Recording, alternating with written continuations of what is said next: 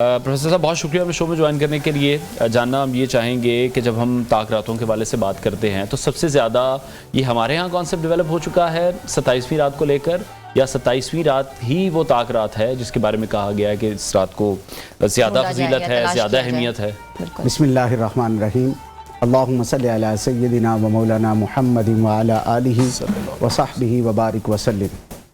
انوار بھائی، رمضان المبارک کی وہ بابرکت ساعتیں، وہ لمحے جو آغاز کے ساتھ اللہ پاک نے جس کے لیے فرمایا تھا یا ایھا الذین آمنوا کتب علیکم الصیام کما کتب علی الذین من قبلکم لعلکم تتقون، وہ ساری برکتیں، سعادتیں، رحمتیں، عطائیں اللہ کی وہ مسلمانوں نے بھرپور سمیٹی، اور ہمارے معاشرے میں الحمدللہ مساجد کی رونقیں اور ساری رونقیں تھیں.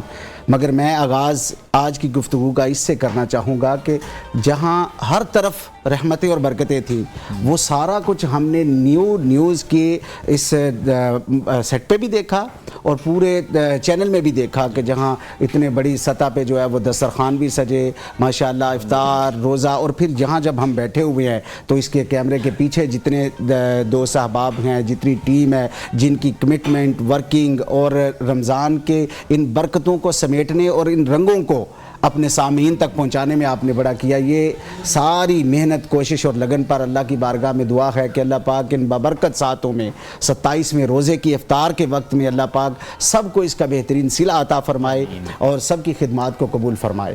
اب اسپیسیفک آپ نے جو سوال کیا کہ یہ 27واں کی شب جو ہے، 27ویں شب یا 27ویں کی اہمیت جو ہے وہ اس میں اصل میں اللہ رب العزت نے قرآن کریم میں طاق رات میں لیلۃ القدر کو ذکر کیا ہے. یعنی فرمایا انا انزلناہ فی لیلۃ القدر وما ادراک ما لیلۃ القدر، اور تم کیا جانو کہ وہ لیلۃ القدر ہے.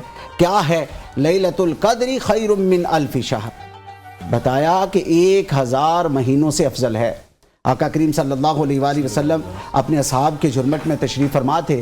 آپ بنی اسرائیل کے ایک شخص کا ذکر فرما رہے تھے، شمعون نام کے شخص کا ذکر کر رہے تھے، جو رات کو قیام اللیل کرتا تھا اور دن بھر جہاد کرتا تھا.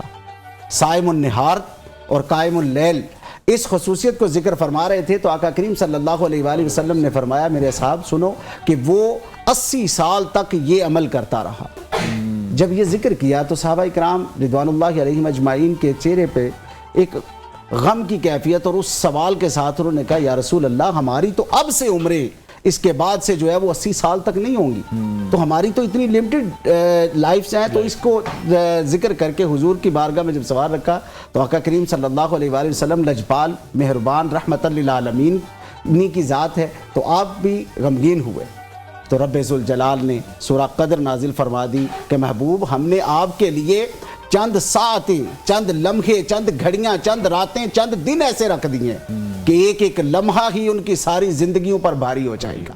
تو ان میں سے یہ جو لیلۃ القدر ہے. اب آپ کا یہ بھی سوال تھا کہ یہ 27ویں کے ساتھ، چونکہ جمہور امت میں اور اکثریت کے ساتھ جو ہے جن کو ملی اور انہوں نے ذکر کیا ان کو 27ویں میں ملی، چونکہ آقا کریم صلی اللہ علیہ وآلہ وسلم نے خود اس رات کی جو نشانیاں ہیں وہ ذکر فرما دی ہوئی ہیں. تو ان نشانیوں میں سے آپ نے فرمایا کہ نہ اس میں زیادہ ٹھنڈک ہوگی، نہ زیادہ گرمی ہوگی، بڑی اطمینان بخش رات ہوگی، بڑا سکون فیل کرے گا ایک صاحب ایمان شخص، اپنے دل میں اطمینان ہوگا. اور جب اس کی صبح طلوع ہوگی تو سورج بھی بڑے اطمینان والا ہوگا، یعنی اس کی جو شعاعیں ہیں جو اس کی وہ نہیں ہوں گی، بڑے دھیمے انداز میں جو ہے وہ طلوع ہوگا. تو یہ اس کے اثرات اور اس کی نشانیوں میں سے ہے. لہٰذا جس نے پایا حضور کی امت میں اکثریت نے، تو انہوں نے یہ ذکر کیا. وگرنہ اس کے لیے تو حضور آقا کریم صلی اللہ علیہ وآلہ وسلم کی حدیث پاک ہے.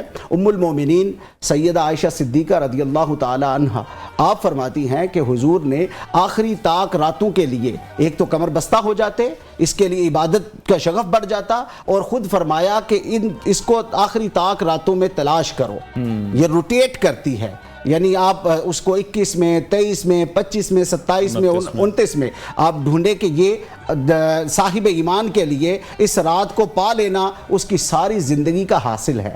کیونکہ اس کے لیے آقا کریم صلی اللہ علیہ وآلہ وسلم نے فرمایا من قام لیلۃ القدر، جس نے لیلۃ القدر میں قیام کیا ایمانا و احتسابا غفر لہ ما تقدم من ذنبی، کہ جس نے ایمان اور احتساب کے ساتھ، سیلف اکاؤنٹیبلٹی کے ساتھ، اور اللہ کے ساتھ جستجو اور لگن کے ساتھ جس نے اس رات میں قیام کر لیا، اللہ کا ذکر کر لیا، اللہ کی فکر کر لیا، تو اس نے سمجھو کہ اس کی زندگی کے پچھلے سارے گناہ اللہ بخش دیتا۔ بہت خوب، بہت خوب، بہت زبردست آپ نے بات کی ہے۔